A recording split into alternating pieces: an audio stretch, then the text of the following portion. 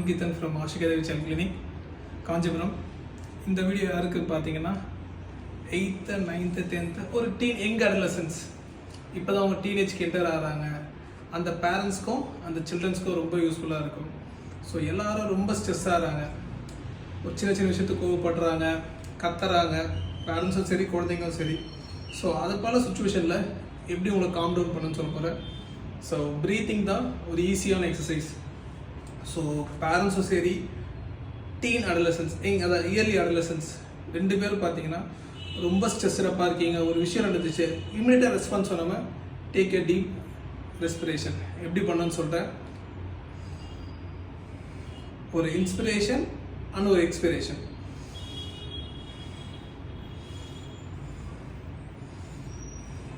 இந்த சின்ன விஷயத்த ஒரு 2-3 வாட்டி பண்ணுங்கள். You will be come down. பேரண்ட்ஸும் பண்ணுங்கள், சில்ட்ரன்ஸும் பண்ணுங்கள். ஒரு சின்ன விஷயத்துல சீக்கிரமாக ரெஸ்பாண்ட் ஆகாதீங்க. யோசிச்சு நிதானமாக பேசி சுச்சுவேஷனை ஹேண்டில் பண்ணாதீங்க. ஓகே, பாய்.